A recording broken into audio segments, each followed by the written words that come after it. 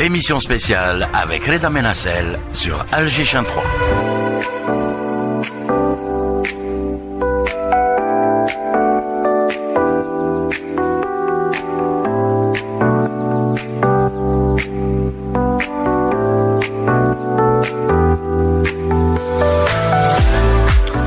Mesdames, Mesdemoiselles, Messieurs, je vous salue bien bas et je vous dis bienvenue dans ce numéro d'une série d'émissions spéciales que la Chaîne 3 va consacrer à la cybersécurité et à ses différents défis. Je suis Reda Menassel en compagnie de Hakim Ben Moussa derrière la vitre. Nous allons tenter pendant une heure de temps de nous intéresser à un sujet crucial, d'actualité, notre dépendance de plus en plus accrue à l'intelligence artificielle. C'est un truisme de le dire, mais l'IA s'impose de plus en plus comme une force transformatrice qui redéfinit les contours de notre quotidien et de nos interactions. Si elle promet des avancées spectaculaires, elle soulève également des interrogations profondes sur notre dépendance croissante à ces technologies. Pour en parler, nous avons le plaisir d'avoir avec nous Monsieur Anis Ababsia. Il est consultant digital et fondateur de Zone. Il est accompagné de Monsieur Hakim Soufi, vulgarisateur tech et fondateur justement de Circle Tech. Et enfin, et non des moindres, vous le connaissez, il m'a accompagné durant toute cette semaine, Monsieur Riles Mahleb. Il est chroniqueur et surtout il est spécialiste en cybersécurité. Messieurs, bonjour et merci beaucoup d'avoir répondu à l'invitation de Radio Alger Chain 3.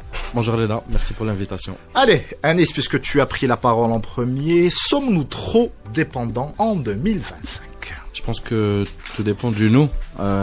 Si on parle peut-être de notre société à notre échelle, pas encore, pas assez, peut-être. C'est-à-dire nous, Algériens.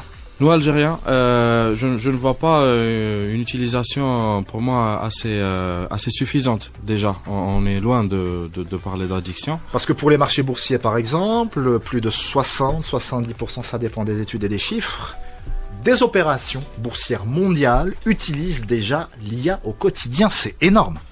Les outils, les technologies sont là. Ça veut dire la question n'est pas là. La question, elle est dans notre compréhension et dans notre maîtrise de ces outils-là. Petite anecdote, à notre échelle, au niveau de l'entreprise, j'essaie dans la mesure du possible, d'essayer de former les éléments à l'utilisation d'outils basiques. On parle également d'outils, ça veut dire qu'on se définit comme consommateur de technologie IA. On est loin de... Même un peu plus poussé, puisque je sais que tu l'utilises pour faire tes vidéos, etc. C'est pas vraiment un Issa Babsia qui parle, mais c'est plus un cloud numérique, ça aussi on va en parler. Effectivement, ça on le fait, mais ça reste une utilisation. On est consommateur d'outils, on ne développe pas des technologies IA, peu importe le format. Et donc... aujourd'hui, on est toujours à l'échelle de consommateurs d'IA, ça c'est important de le dire. Et de deux, à quel point est-ce qu'on l'utilise, on est loin de parler aujourd'hui de dépendance. Là, on parle de l'Algérie. On parle de l'Algérie, effectivement, de notre contexte local. Et à l'échelle de l'humanité ? À l'échelle de l'humanité... Est-ce que le point de non-retour est déjà franchi ou pas encore ? À l'échelle globale, non, on est encore très loin. Ce qui commence, c'est-à-dire les red flags qui commencent à apparaître, c'est l'utilisation de l'outil de certaines parties, probablement des fois malveillantes, et ça, il n'y a pas besoin que la masse de l'humanité soit dépendante pour qu'on commence à percevoir les premières menaces. On parle de deepfake, on va en parler avec Riles, justement, notre spécialiste de la question. Oui, effectivement. Donc, je dirais, moi, ma conclusion, c'est qu'aujourd'hui, en Algérie, on est toujours à l'échelle de vulgarisation, à l'échelle, j'ai envie de dire, initiatrice, pédagogique, pour un peu le grand public. Et également, à l'échelle professionnelle, on commence à voir les premières formations sur l'utilisation. Et les premières déformations, d'ailleurs. Déformations aussi, ça va de soi, hein, on peut pas tout cadrer. Mais les premières utilisations efficaces de l'IA dans les milieux professionnels, on commence à peine à voir les balbutiements. Riles.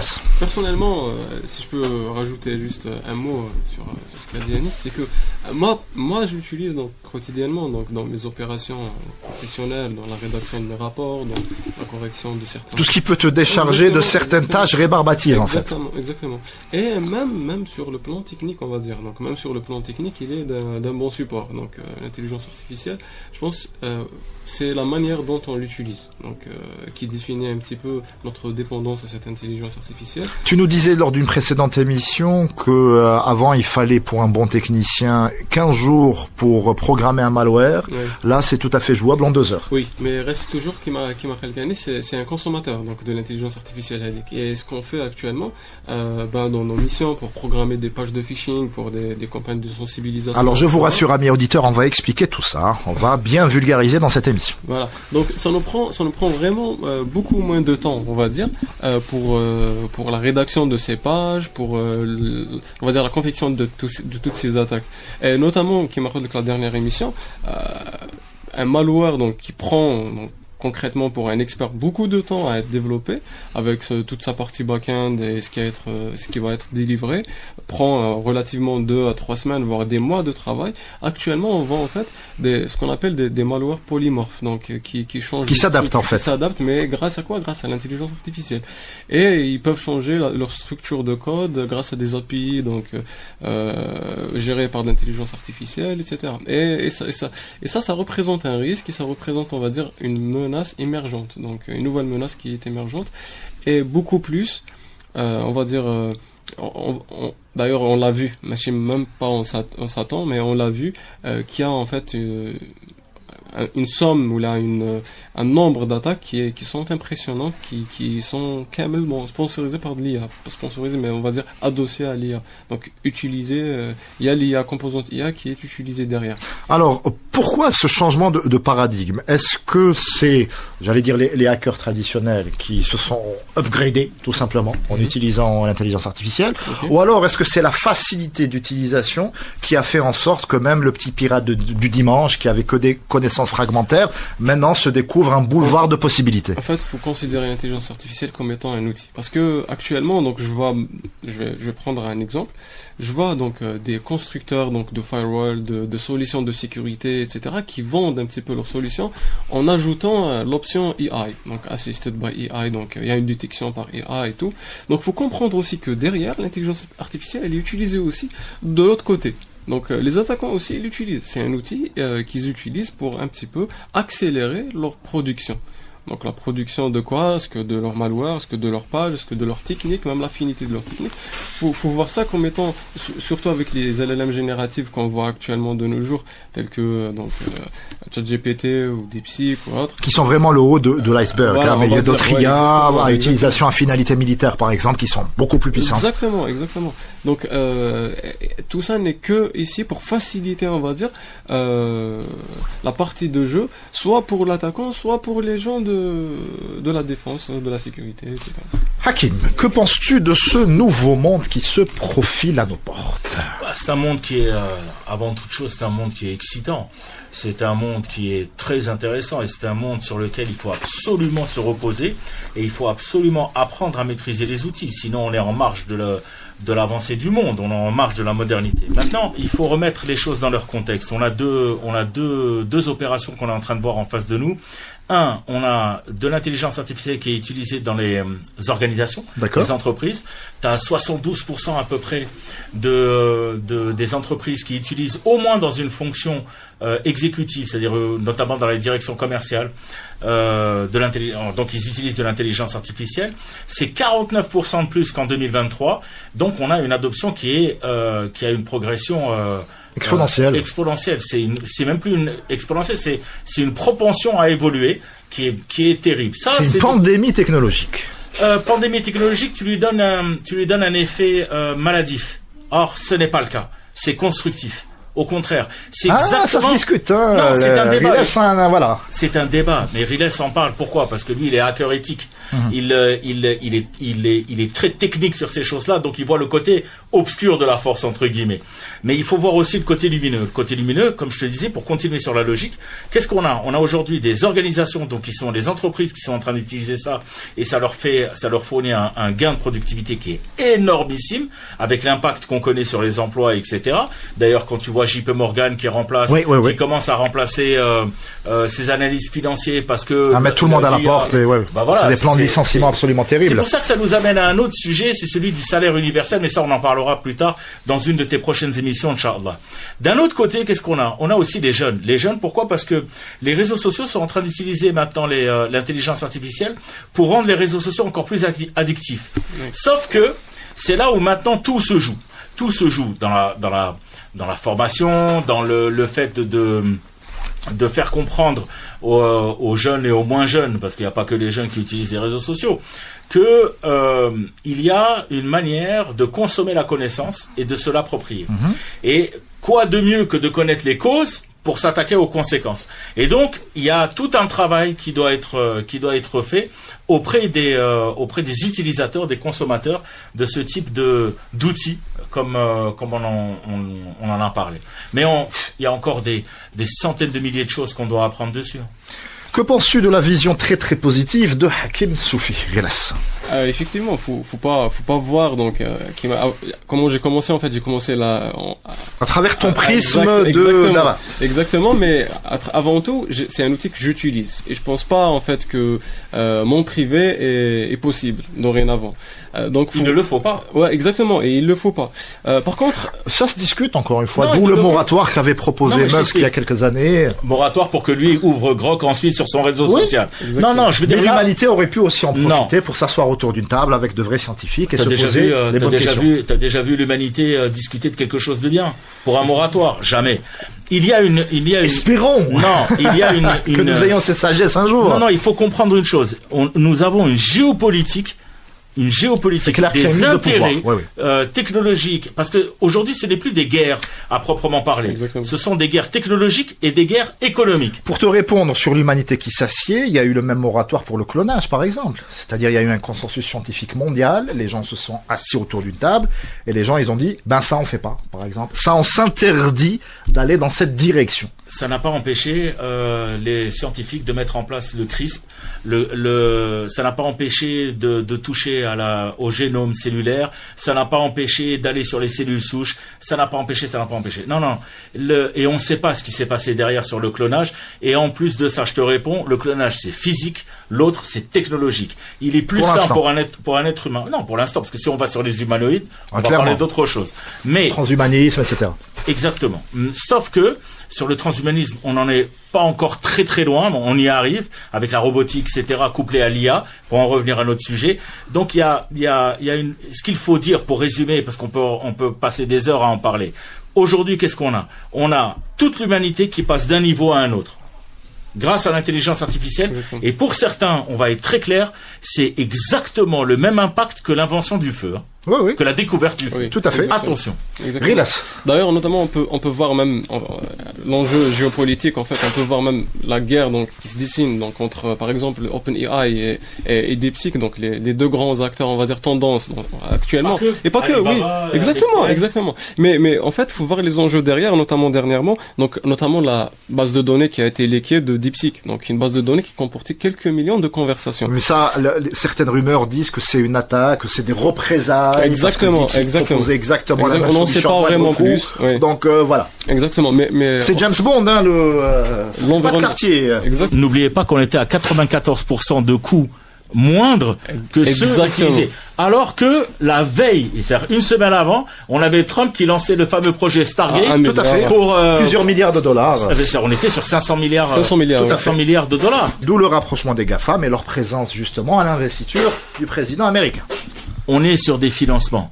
Parce qu'aujourd'hui, les GAFAM, ou comme tu à l'exception de Bill Gates. Hein. Voilà. Bon, on pourra en parler encore. Mais bon, l'essentiel, ceux qui étaient là ce jour-là, ce sont des gens qui ont financé en partie la campagne électorale et qui trouvent leur intérêt dans le fait de financer le pouvoir politique. Et les lois antitrust qui peuvent sauter, etc. Ouais, c'est-à-dire que ce n'est pas gratuit. Aujourd'hui, tu sais, ce que tu as dit, Riley, c'est très important. C'est qu'aujourd'hui, tu sais, au lendemain de la Seconde Guerre mondiale, il y avait Winston Churchill qui avait dit un rideau de fer est tombé sur l'Europe. Et divise donc l'Europe entre l'Europe de l'Est et l'Europe de l'Ouest. Aujourd'hui, un rideau de fer technologique est tombé et ça va être tout l'enjeu des sphères d'influence plus tard. On fait une petite pause musicale, messieurs. On revient juste après. Et vous êtes toujours à l'écoute des programmes de radio à chaîne 3. On continue notre passionnante conversation en compagnie d'Anis Ababsi, Hakim Soufi et de Riles Mahleb. Anis, cette notion de rideau de fer technologique, qu'en penses-tu? Moi, je pense que l'image est évocatrice, en tout cas. Elle est puissante. Effectivement. Aujourd'hui, les enjeux sont en train de se redessiner. Pour moi, la question, c'est nous dedans, quel est notre rôle? Est-ce qu'on va continuer à simplement se positionner comme consommateur de technologie, ou est-ce que on pourrait avoir d'autres ambitions? En tout cas, La fameuse IA algérienne dont tout le monde parle. Moi, j'en ai pas entendu parler, mais Tu n'écoutes pas Médiatique chaque jeudi de 18h à 19h sur les ondes de radio à Échine 3. Petite promotion discrète. non. Peut-être que l'ambition ne doit pas forcément être aussi démesurée que ça. Je pense que Tu penses que ce serait déraisonnable? on peut se positionner autrement. On peut être consommateur conscient, on peut être consommateur éduqué. D'accord. Et donc la question peut être qu'est-ce que nous on en fait de cette technologie. Ça ne veut pas forcément dire qu'on doit réinventer la roue, on n'en a peut-être pas From scratch. Ouais. est-ce qu'on a les moyens de notre politique? Pas forcément. Et Alors donc, il y a eu des petites tentatives, mais c'est vraiment des épiphénomènes, notamment dans l'architecture, dans des domaines hyper pointus, où des Algériens ont mis en place, ont créé, from scratch encore une fois, leur propre modèle d'intelligence artificielle. Ça, c'est fait. Maintenant, c'est absolument pas comparable aux moyens d'OpenAI, etc. oui, on peut par exemple aller sur des modèles de niche. Tu as donné de bons exemples. Mais moi, ce qui me préoccupe le plus, c'est vraiment qu'est-ce qu'on en fait. Tu parlais tout à l'heure de dépendance. Alors, on n'en est peut-être pas dépendant à grande échelle, ça veut dire en termes de nombre. Mais dans le fond de l'utilisation, on le devient très rapidement.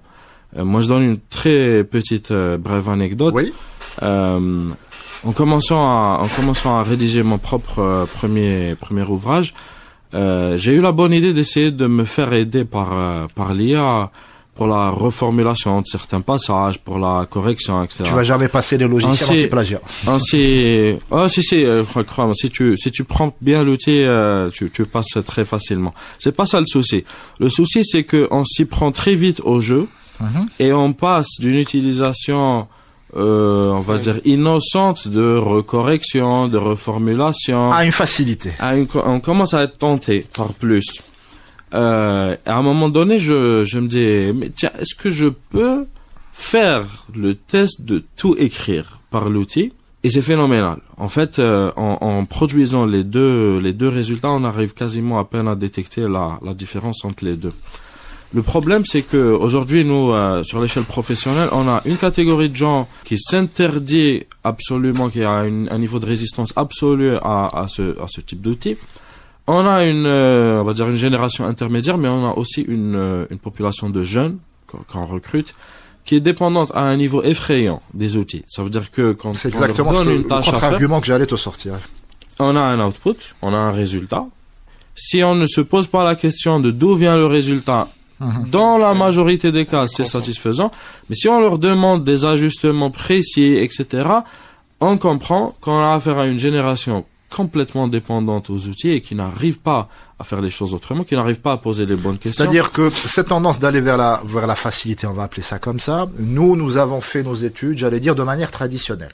C'est-à-dire que le texte que tu es en train d'écrire, de générer, on va dire générer pour ton livre, tu serais capable, quel que soit X, de le faire même sans l'aide de la machine. Le problème se pose avec un digital natif qui est né avec ça et qui n'a pas forcément eu besoin, on en parlait avec le pédopsychiatre lors d'une précédente émission, Riles, c'est-à-dire que ce sont des neurones qui n'ont jamais eu besoin d'être sollicités et de se muscler. Donc on a tendance à aller vers une certaine paresse et la paresse amène la dépendance. Hakim. Sur ce volet-là, j'aimerais vous faire une petite remarque qui va vous faire sourire. Est-ce que vous vous rendez compte que la génération que nous représentons aujourd'hui est la dernière génération qui a connu la vie sans téléphone portable? Merci pour le coup de vieux. Voilà. Donc ça déjà. Donc, deuxième chose, et c'est hyper important, nous on utilise les outils, c'est pas pour faire de la différenciation, mais nous on utilise les outils parce que c'est plus rapide. On a un gain de temps, d'accord? Eux, certains plus jeunes qui ont l'habitude, il faut pas leur en vouloir, hein, mais c'est comme ça, ils sont nés avec. Ils l'utilisent sous format accoutumance. Rendez-vous compte. C'est-à-dire que si vous leur donnez une feuille de papier, un stylo, et vous leur dites, vous allez m'écrire un texte, on va se retrouver avec des centaines de milliers de fautes d'orthographe, etc. Pourquoi? Parce qu'ils lisent pas. Tout est rapide, tout est... J'ai eu le plaisir dans Médiatique de recevoir un club étudiant qui organisait un hackathon. Voilà, il n'y a pas si longtemps, il y a 15 jours. Et pour la première fois, s'est posé la question de l'utilisation de l'intelligence artificielle, alors qu'elle s'était jamais posée avant. Faut-il interdire les téléphones portables? Faut-il leur permettre d'y accéder à partir d'un certain seuil de la compétition? Est-ce que au final, dans quelques années, ça va être IA contre IA? comment juger, sur quels critères, quel est le pourcentage. Ça pose une tonne de questions éthiques sur la compétence et l'intelligence de l'individu qui méritent que des sociologues, que des scientifiques s'assiedent autour d'une table et en débattent. On en est loin. Chauve, c'est un véritable, vraiment, c'est sincère, c'est un véritable phénomène de société.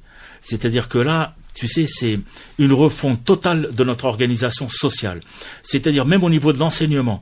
Avec, il va falloir très sincèrement penser à revoir la manière, la pédagogie avec laquelle nous sommes en train de former les générations futures. Parce que il faut se rendre à l'évidence, ceux qui arrivent sont ultra importants. Pourquoi? Parce que c'est eux qui vont bâtir la société et l'Algérie de demain. Donc, il y en a certains qui vont dire bon, il faut remplacer les profs par l'intelligence artificielle, et là tu casses toute la chaîne des relations humaines, de la sociabilité des enfants. Il y en a d'autres qui disent non, on va y aller étape par étape. Par exemple, de la première année à la 6e année, c'est avec le professeur, et puis il faut intégrer l'intelligence artificielle au fur et à mesure. Comme on dit en arabe, khayrul umur awsatuha. Il va falloir leur faire apprendre ce que c'est l'intelligence artificielle, comment la manier et comment la consommer sans en faire une passion. Comme disait Kant, les passions sont les maladies de l'âme. Il faut absolument pouvoir reprendre en charge cette question-là, qui est une question fondamentale pour l'avenir de nos sociétés humaines. D'ailleurs, si on reprend un point, justement, quant à, on va dire, à l'importance de cette intelligence, de l'intelligence artificielle et ce qu'elle prend en considération dans notre environnement actuellement, en fait, il y a un point. Est-ce que vous savez actuellement où se place, donc, on va dire OpenAI, ChatGPT ou les intelligences artificielles, dans les sites les plus, les comptes les plus hackés, donc actuellement dans le monde. Et ben ChatGPT se place dans les top 10. Pourtant, c'est un nouvel arrivé. Pourquoi? En fait, parce que la donnée et l'exploitation et ce qu'on donne comme information à cette IA, elle est assez critique et assez cruciale. Et on va de nos jours, surtout les professionnels, on va dire, à uploader, à mettre des rapports qui sont en fait, on va dire, c'est des dirigeants d'entreprise. On voit des dirigeants d'entreprise Bonjour, corrige-moi sur le top secret. Exactement, exactement. Et ils ciblent beaucoup ce type de compte, parce que les attaquants, pour faire des attaques assez ciblées, on va dire, pour continuer toute une chaîne d'attaques, ben c'est une donnée qui est très cruciale. Donc l'exploitation, la manière dont on doit exploiter cette IA, elle doit être aussi intelligente. Et on l'inculquerait comment? Parce que là, j'ai un peu l'impression que le mal est fait quelque part. On rétropédale comment? Anis puis Hakim. Je pense pas qu'il s'agisse de rétropédale. Pourquoi est-ce qu'on parle de mal? En fait, c'est une redistribution des cartes. Ce qui est nécessaire, c'est d'apprendre à rejouer avec les nouvelles règles du jeu. Mal dans le sens où un gamin de 10 ans est actuellement incapable de faire une dissertation seul, qui soit incapable de faire un calcul mental seul, qui soit incapable d'aligner une pensée logique, etc., etc.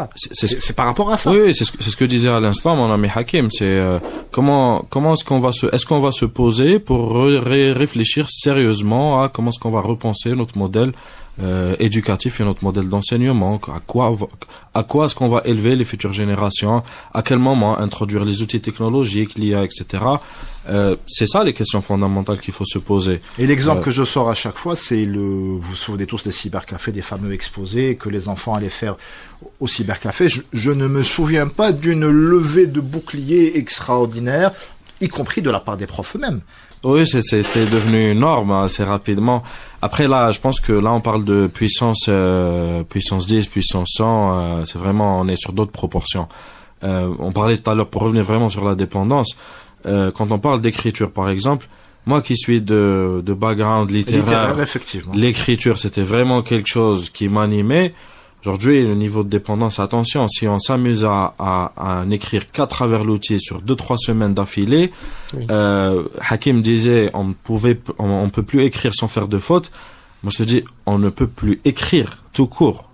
Il y a une incapacité totale, ça veut dire la compétence, elle est détruite, elle est broyée. Il y a aussi des problèmes de déficit d'attention, de concentration. Effectivement, c'est toute notre place dans ce techno-world qui est à remettre en question. Il faut faire très attention à une chose. Ce qui est en train de se passer, on parle de déficience cognitive. Il faut pas oublier que les réseaux sociaux ont déjà fait le mal. N'oubliez pas que 30% des Américains sont quasiment 100% de leur temps sur leur mobile. Mais puis c'est des choses qui sont... D'ailleurs, je suis un gros consommateur de leur micro-trottoir parce que c'est hilarant, hein. Où se trouve le Nigeria, où se trouve l'Australie, l'Europe est un pays. C'est des réponses, mais absolument hallucinantes. Ouais, mais bon, c'est une polarisation de la tech. Et puis, regardez, il y a quelque chose qui est incroyable. Quand vous prenez, par exemple, le réseau social TikTok ou Instagram, etc., est-ce que vous vous rendez compte d'une chose? Est-ce que vous vous rendez compte qu'on passe d'une thématique à une autre en quelques secondes? Vous imaginez l'effort du cerveau? On voit un truc romantique, puis on voit des trucs sur les animaux, ensuite des trucs sur l'horreur. L'algorithme s'adapte, hein, donc. Je vais vous dire, même s'il s'adapte à ce que tu veux, c'est pas toujours la même chose. Il tentera toujours de t'envoyer des messages, et puis c'est des outils de désinformation de masse. Faut faire hyper attention. C'est-à-dire que les réseaux sociaux aujourd'hui, je reprends une phrase d'une dame que j'apprécie énormément, qui s'appelle Esma Mhalla. Esma Mhalla, c'est une politologue qui a sorti un livre qui s'appelle Technopolitique. Et qu'est-ce qu'elle dit? Elle dit les réseaux sociaux aujourd'hui sont devenus des armes de guerre. Donc, je dis pas qu'au contraire, il ne faut pas, je le dis, je le répète, il ne faut pas rejeter les réseaux sociaux, il ne faut pas rejeter la technologie. Mais il faut maintenant y aller à fond, au contraire, et dire, on doit prendre la technologie à bout de bras, l'inculquer à nos enfants et leur dire, voilà le mal, voilà le bien. Parce que comme tu l'avais dit, c'est un outil. Surtout quand on voit le recul de Zuckerberg par rapport à la modération, par rapport à la... Non, mais ça a commencé. Je vais te dire. C'est une déresponsabilisation totale, hein. Oui, mais je vais te dire, mais là, encore une fois, on se retrouve dans le côté politique, c'est-à-dire tout ce qui est rejet de la culture woke, etc. Ouais. Mais ils sont dans les extrêmes, ils savent pas faire dans le correct. Et aujourd'hui, quand tu prends du recul, qu'est-ce que tu as? Tu as une Amérique qui innove, tu as une Chine qui invente, et tu as une Europe qui légifère. Oui. Mais nous, dans tout ça, qu'est-ce qu'on fait? Nous, en tant que continent africain ou en tant qu'Algérien, qu'est-ce qu'on fait? Aujourd'hui, pourquoi je te dis que c'est important, économiquement parlant, de discuter de l'outil qu'est l'intelligence artificielle? C'est parce qu'il y a un creuset économique. Il nous faut des champions économiques. Pourquoi? Parce que entre les réseaux sociaux, pour faire sortir les gens des réseaux sociaux et surtout les jeunes, c'est qu'il faut qu'il y ait un exemple devant eux. Il faut qu'il y ait des gars comme Ennis, par exemple, qui soient des licornes à $1 milliard. Il faut notre phare dans la nuit. Allez, ça va faire. Non, mais c'est sérieux. Il nous faut des gens comme Riles, par exemple, qui montent une société comme McAfee, antivirus, etc. Il nous faut des exemples. Et chaque pays aujourd'hui ne comptera que parce qu'il a des champions économiques dans sa sphère d'activité et de modernité. On va laisser Hakim Sofi reprendre son souffle. On revient juste après ceci. Et on arrive au dernier quart d'heure de cette émission. On va intituler ça la séquence prophétie, la séquence Nostradamus, puisqu'on va s'intéresser à ce que l'avenir nous réserve. Riles, le vois-tu rose? Le vois-tu avec quelques nuages? Ou le vois-tu au cœur d'une tempête tumultueuse? On va dire... Que de poésie dans cette émission, décidément. La guerre, elle a toujours existé. Donc avec différents outils, tout simplement. Donc c'est la même chose qui va se passer avec l'intelligence artificielle. Elle va être exploitée à de bonnes finalités. Elle va être exploitée, à des finalités malveillantes. Et c'est déjà ce qu'on voit déjà sur le terrain. Comme on l'avait dit, les deepfakes, les attaques accrues, le phishing, etc. Et est-ce qu'à terme, on n'envisagerait pas carrément la disparition de ton job, en fait, hein, et que dans quelques années, ce soit tout simplement une IA contre une autre IA? J'espère pas, mais je suis pas suffisamment économisé pour mon chômage. Mais la question se pose déjà, en fait. La question, c'est déjà... Philosophiquement, c'est intéressant de s'interroger sur ça. Exactement. C'est très intéressant de s'interroger sur ça. Notamment aussi sur le métier de développeur, par exemple. Il y a beaucoup qui s'interrogent dessus. Actuellement, on a des IA où on peut juste écrire un prompt d'une application que vous voudrez générer, dans la seconde, elle sera générée. Ça coûte un peu cher, mais ça existe, de telles IA. Donc, mais en fait, il y a toujours une intelligence humaine qui, pour mon humble avis, donc il y a toujours une intelligence humaine derrière. Et pour combien de temps? Le temps nous le dira, mais actuellement il y a toujours une intelligence humaine qui doit être derrière, à mon humble avis. Ennis Habebsia, notre intelligence humaine du studio. Est-ce que c'est vraiment Ennis Habebsia qui est présent dans le studio, ou alors c'est le fameux clone qu'il utilise pour faire ses vidéos? That is the question. Alors, explique d'abord à nos auditeurs comment est-ce que tu t'y prends. C'est simple, aujourd'hui il y a des outils que vous payez à peine $50 le mois et vous vous filmez sur une durée, en fait, plus la durée est longue de la vidéo, plus... Ça arrive à mimiquer, en fait, tes grimaces, tes expressions faciales, tout à fait. Et, même tes tics de langage. Hein. Complètement. En fait, justement, l'instruction, c'est que l'environnement doit être éclairé, vous devez faire le plus de grimaces possible, vous devez vous exprimer dans vraiment différents rythmes d'expression, etc., de façon à ce qu'ils comprennent toute la complexité. La colère, mimer différentes émotions, etc. Après, mais le résultat est bluffant, c'est-à-dire que pour un œil, j'allais dire non initié, c'est Anis Abbassia qui s'est filmé tout simplement. Complètement. Pour nous, on est, vous voulez, à 80% de répondants qui ont confirmé qu'ils n'avaient pas forcément fait la différence, surtout pour des gens qui ne connaissent pas la personne, donc qui découvrent. La question, c'est pas exactement ça. Aujourd'hui, on était la dernière fois avec Monsieur le ministre de la formation professionnelle qui nous racontait une belle anecdote. Monsieur Yassine Oualid nous racontait une belle anecdote, c'est que il y avait un chantier aux USA avec un gros affichage sur le chantier qui disait ChatGPT, peux-tu compléter ce chantier? Et donc oui, aujourd'hui on est encore très loin d'une utilisation physique. On commence à voir des automates. Il y a des prémices d'une utilisation humanoïde de l'IA et de la robotique. Mais notamment celle dans qui a voulu prendre le contrôle de l'humanité, qui avait fait sensation, c'était l'année dernière, me semble-t-il. Dans des scénarios science-fiction, voilà, post-apocalyptiques, oui. Mais dans la réalité, aujourd'hui, on a pas encore, dans l'industrie, par exemple, si, parce que c'est des process qui s'automatisent. On n'a pas encore, par exemple, des gratte-ciel qui sont complètement montés par de l'IA. Donc aujourd'hui, il y a des métiers manuels qui sont encore, j'ai envie de dire, humains et qui ne sont pas remplaçables dans l'immédiat. Est-ce qu'on parle, c'est quoi l'immédiat? Est-ce qu'on parle de 3 ans, de 5 ans, de 10 ans, de 15 ans? Ça va super vite, hein. C'est ça, en fait. Il y a 2 ans, on n'aurait pas eu cette conversation autour de cette table. Et ce que j'ai envie de rajouter, c'est que on disait que l'IA, c'était une révolution industrielle. Moi, j'ai l'impression que l'IA, ce n'est pas uniquement une révolution industrielle, mais ça pourrait être une série de révolutions industrielles. Parce qu'entre l'IA de première génération, l'IA générative, les agents, l'intelligence artificielle générale, il y a des leapfrogs absolument stupéfiants, ouais. Exactement. Donc l'IA elle-même n'est pas seulement, Hakim parlait de la découverte du feu. J'ai l'impression que l'IA va englober et le feu, et la vapeur, l'électricité, et tout ce qui va suivre. Donc c'est vraiment une question qui doit nous pousser vraiment à repenser nos modèles. On parlait d'éducation, mais pas que, en termes de souveraineté, de sécurité, c'est le but de la discussion. Donc aujourd'hui, on a une stratégie nationale, par exemple, de la transformation numérique, de la numérisation, mais beaucoup d'autres pays aujourd'hui sont en train de développer leur stratégie nationale de l'IA. Qu'est-ce qu'on va en faire de ces technologies?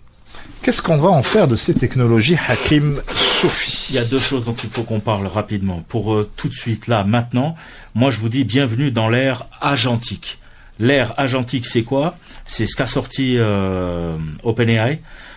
Et qui traite qui permet à ChatGPT de vous fabriquer des agents autonomes qui vont prendre contrôle de votre ordinateur et faire tout ce que vous devriez faire, vous ou votre organisation. Des espèces de bots. Ouais, voilà. Je reprends une interview d'un spécialiste qui avait dit, il y a quelques jours, qui avait dit vous allez avoir de l'IA qui va vous monter de grosses sociétés. Maintenant, une TPE, une toute petite entreprise, si le gars sait bien gérer l'outil qu'il a entre les mains, ça peut devenir une multinationale. C'est un truc de fou qui est en train de se passer. La deuxième chose, c'est que, effectivement, tu en as parlé, c'est la superintelligence. La superintelligence, c'est qu'à un moment donné, de 2 choses l'une, est-ce que ça va faire disparaître l'humain? Et cette question, elle devient une question philosophique. Pourquoi? Parce que vous savez ce qui va valoir de l'or dans quelques années, et ça va très vite, hein, parce qu'on n'est plus sur la loi de Moore des microprocesseurs. On est sur une loi qui n'existe pas. C'est chaque semaine il y a quelque chose d'autre. Regardez DeepSeek qui sort maintenant, il y a Qwen qui sort de l'autre côté, il y a ChatGPT qui répond. Donc il y a une forme de concurrence. On sait pas, toutes les limites ont sauté.